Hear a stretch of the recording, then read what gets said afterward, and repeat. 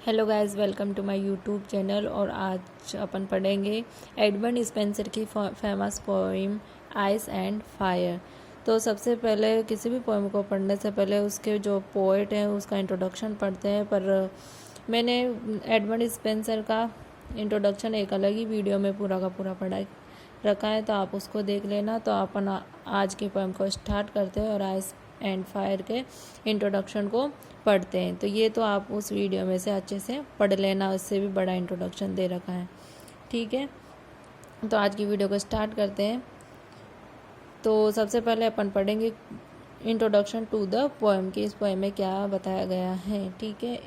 Poem का परिचय। तो it is a traditional Spenserian sonnet. यह एक ट्रेडिशनल स्पेंसेरियन सोनेट है। एडमंड स्पेंसर के आइस एंड फायर कैसी पोएम में एक परंपरागत स्पेंसेरियन सोनेट है। Ice and fire is the number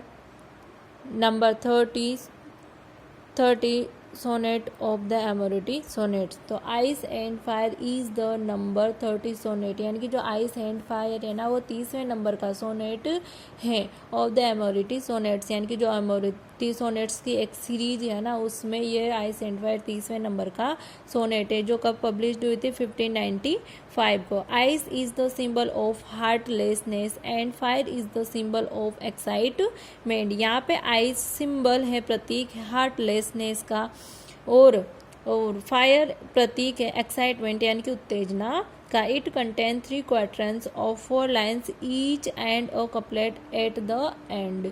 it contain, और यह शामिल रखती है, कंटेन रखती है 3 क्वार्टरंस, इसमें 3 क्वार्टरंस हैं, ऑफ 4 लाइन्स ईच, और प्रत्येक में कितने लाइन्स हैं, 4 लाइन्स है। अ कपलेट एंड अ कपलेट, और एक कपलेट है एट द एंड यानी कि अंत पर। 3 क्वार्टरंस हैं जिसमें 4 लाइन्स है प्रत्येक में, और लास्ट में एक कपलेट है।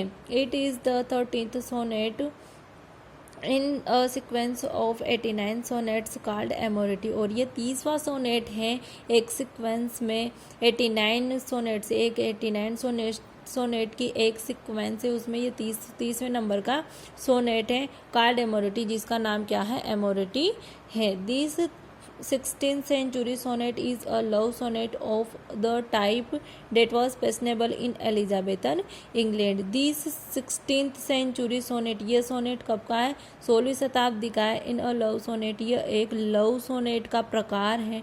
that was fashionable in Elizabethan England, Elizabethan England का जो फैशनेबल टाइम था ना उस टाइम का यह एक लव सोनेट है।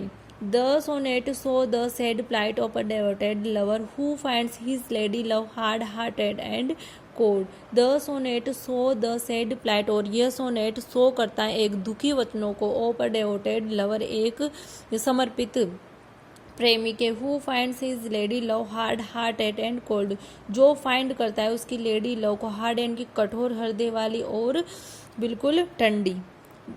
अब इसकी थीम पढ़ेंगे। Theme, main theme in this poem is power of love. इस जो पोएम, ये पोएम है, इसकी मेन थीम क्या है, पावर ऑफ लव, यानी कि प्रेम की कितनी शक्ति है, यह इस पोएम की थीम है।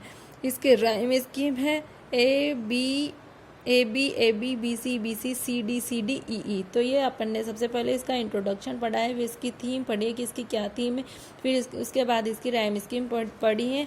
अब इसके बाद अपन पोएम के बारे में पढ़ेंगे कि पोएम में क्या क्या बताया गया है, ठीक है।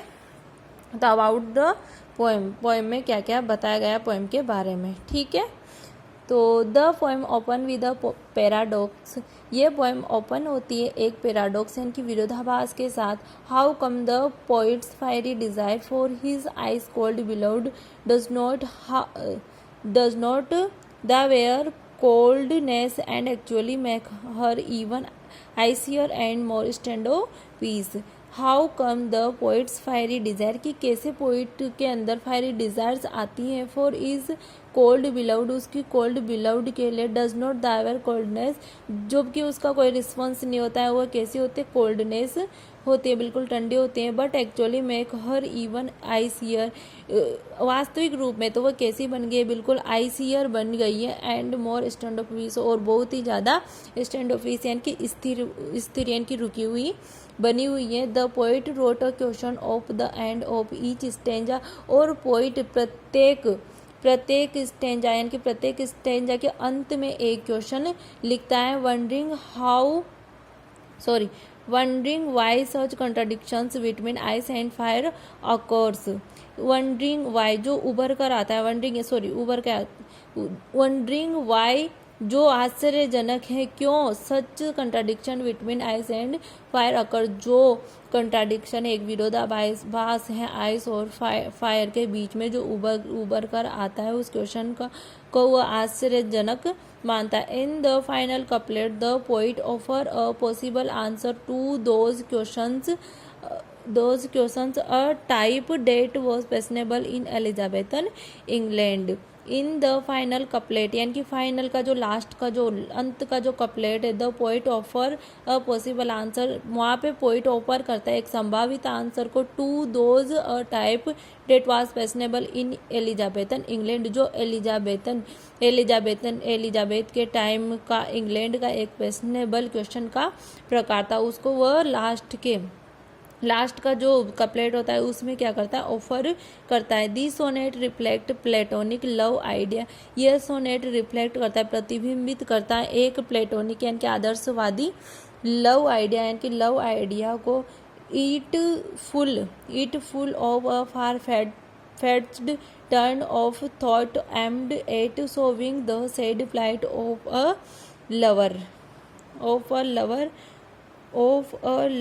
lover who finds his lady love hard hearted and cold।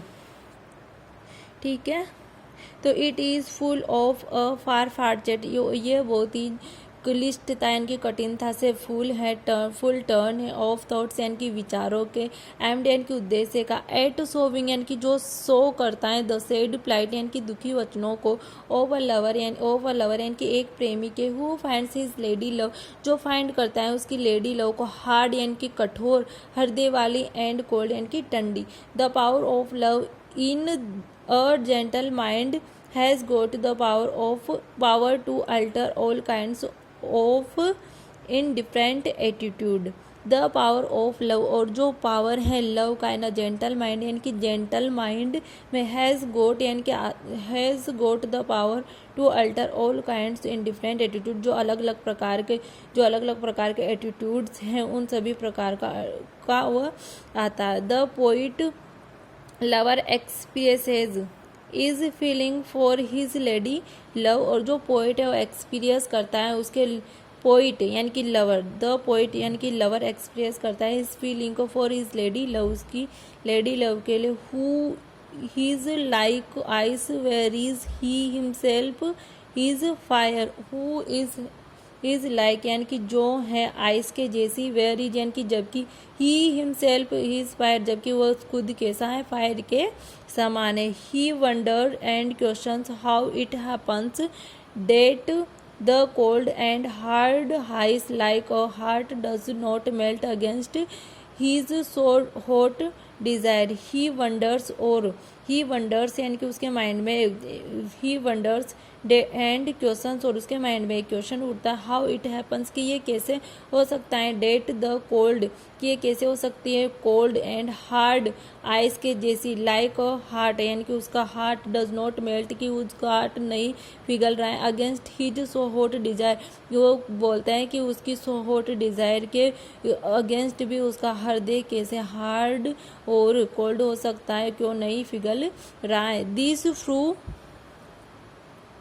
These proves that her cold heart is stronger than his fiery desire। These prove यानी कि यह सिद्ध करता है डेट की हर कोल्ड हार्ट, उसका जो कोल्ड हृदय, इज स्ट्रोंगर यानी कि जो बहुत ही ज़्यादा कठिन है, देन हिज फायरी डिजायर उसकी फायर यानी कि आग से भरी डिजायर की अपेक्षा। On the contrary her posture grows harder with each of players on the contrary यानी कि विरोधाभास पर ही पोस्चर ग्रोज यानी कि उसका आसन बढ़ता ही जा रहा है, हार्डन यानी कि बहुत ज़्यादा कठिनता से, विद ईच ऑफ प्लेयर यानी कि प्रत्येक प्लेयर के साथ, that is her heart is immovable, that is यानी कि इसीलिए हर हार्ट यानी कि जो उसका हृदय वो इमूवेबल यानी कि अचल है, it is hard to understand the attitude और यह कठिन है understand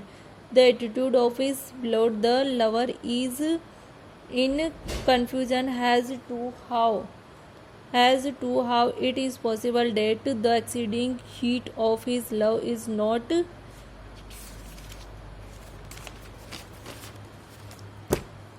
affected by her cold and frozen heart.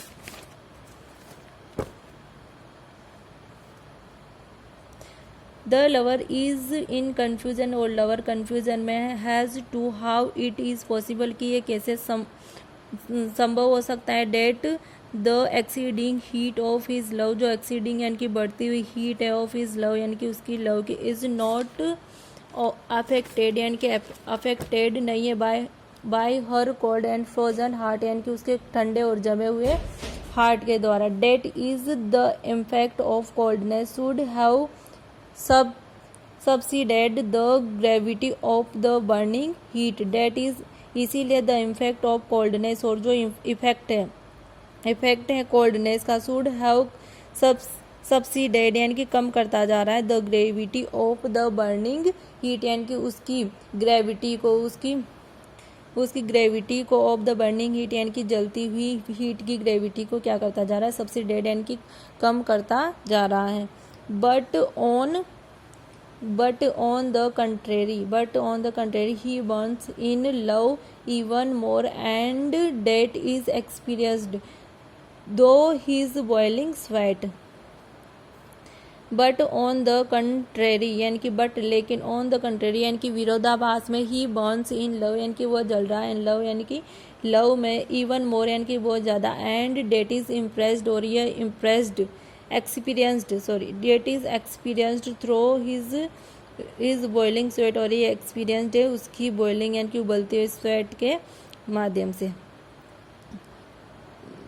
The poet contends that nothing can be more strange and miraculous than the state of the fiery lover and icy cold beloved, that